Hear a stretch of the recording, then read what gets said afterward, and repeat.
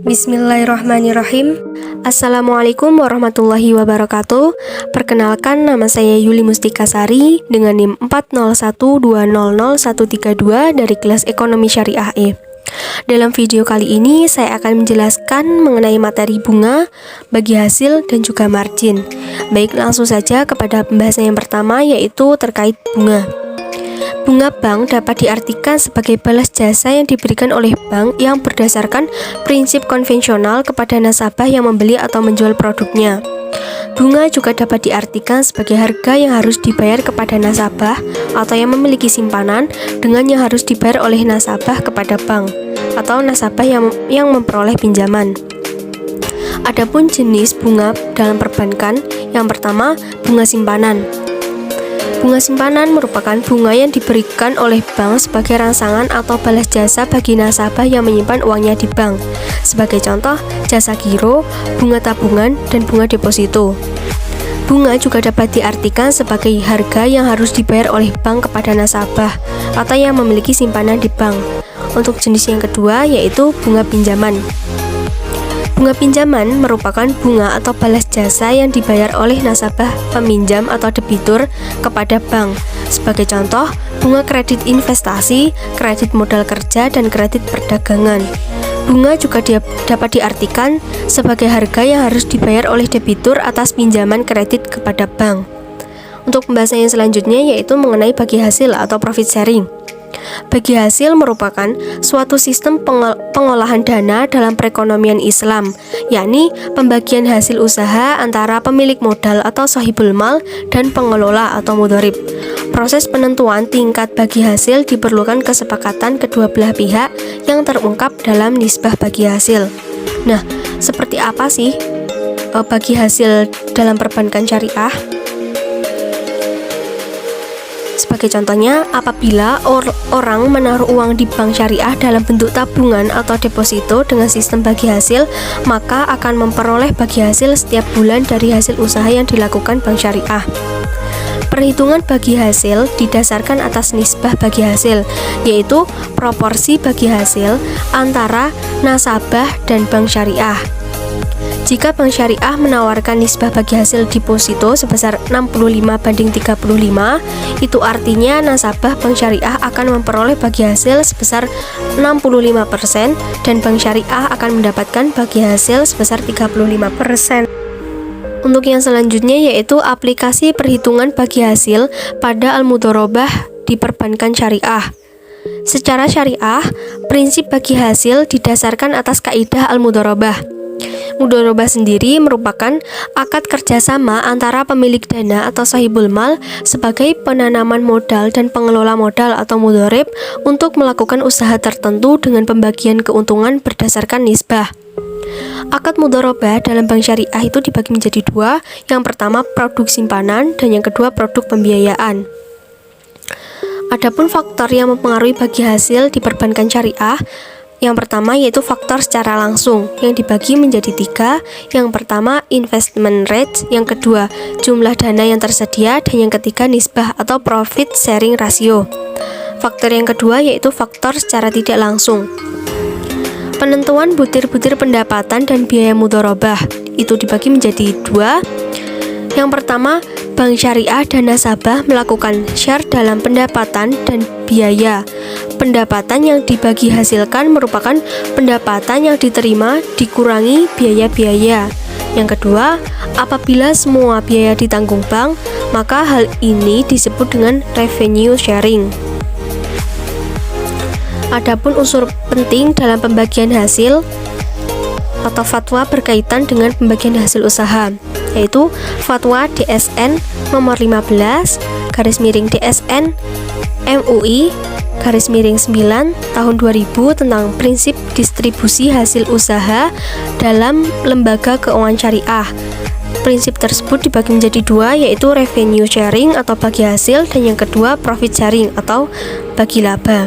Dan untuk pengaplikasiannya, yakni terjadi penjualan sebesar 100 dan untuk HPP-nya sebesar 65, maka diperoleh laba kotor sebesar 35 yang mana diperoleh dari penjualan dikurangi dengan HPP. Sedangkan untuk beban sebesar 25. yang mana dalam perhitungan tersebut menggunakan metode revenue sharing. Sedangkan untuk laba rugi bersih diperoleh 10 yang diperoleh dari laba kotor dikurangi dengan beban, yang mana dalam perhitungan ini menggunakan metode profit sharing. Untuk yang selanjutnya yakni contoh kasus pada pembiayaan bagi hasil. Nyonya Aminah mengajukan pembiayaan untuk modal kerja dagang sebesar 150 juta selama 1 tahun dengan perbandingan nisbah bagi hasil antara nasabah dengan bank, yakni 60% banding 40%, sehingga cara perhitungannya adalah sebagai berikut.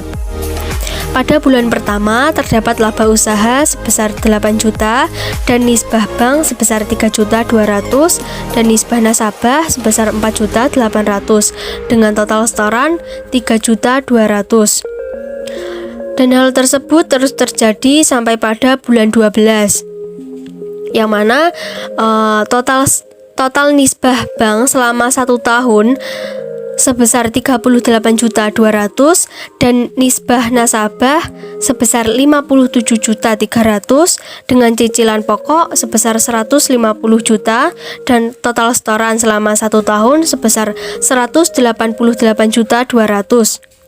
Dengan presentase dari hasil usaha, nisbah bank sebesar 0,40 dan nisbah nasabah sebesar 0,60. Sedangkan presentase dari modal, nisbah bank sebesar 25,47 dan nisbah nasabah sebesar 38,20.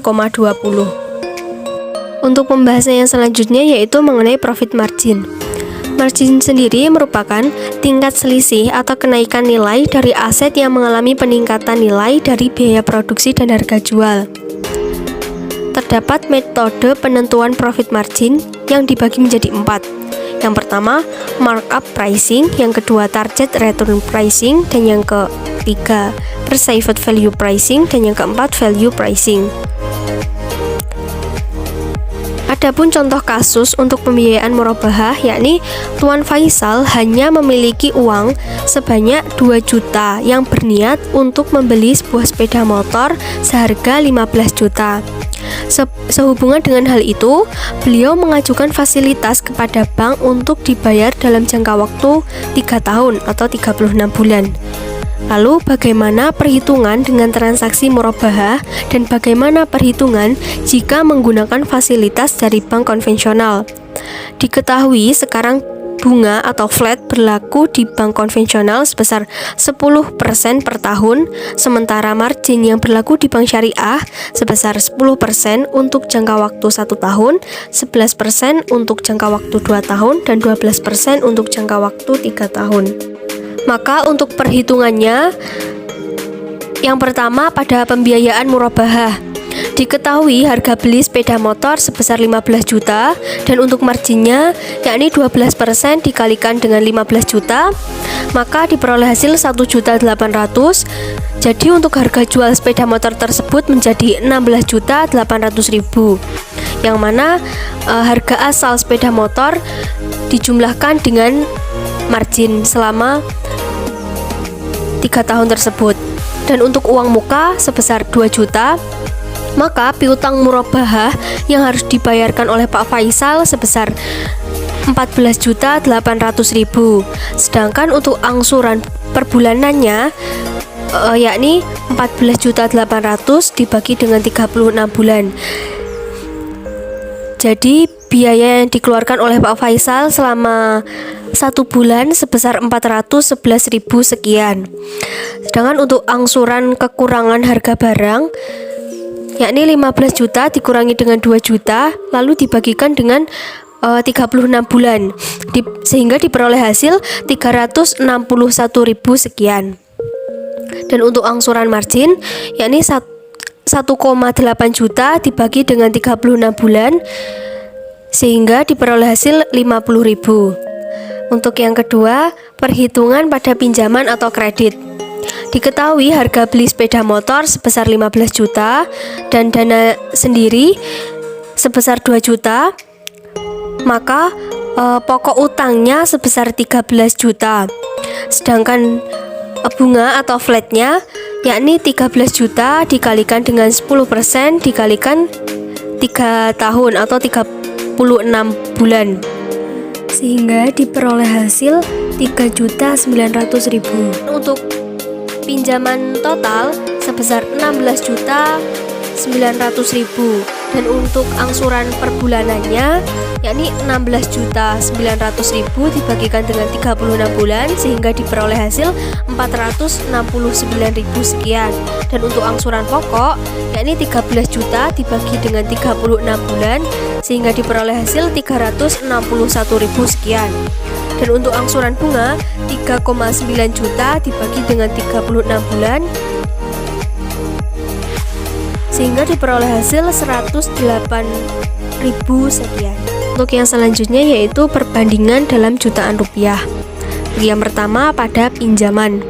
Diketahui harga motor sebesar 15 juta dan dana sendiri sebesar 2 juta, maka pokok utangnya sebesar 13 juta yang mana diperoleh dari harga motor dikurangi dengan dana sendiri. Dan untuk bunga atau flatnya sebesar 3.900.000. Maka pinjaman total sebesar 16.900.000 yang diperoleh dari pokok utang dijumlahkan dengan bunga. Sedangkan untuk cicilan bulanannya yakni total angsuran per bulannya sebesar 0,46 sekian, dan untuk pokok utang sebesar 0,36 sekian, dan untuk bunganya sebesar 0,10 sekian. Untuk yang selanjutnya pada pembiayaan. Diketahui harga motor sebesar 15 juta dan margin sebesar 1.800.000. Maka harga jualnya sebesar 16.800.000 yang diperoleh dari harga motor dijumlahkan dengan margin.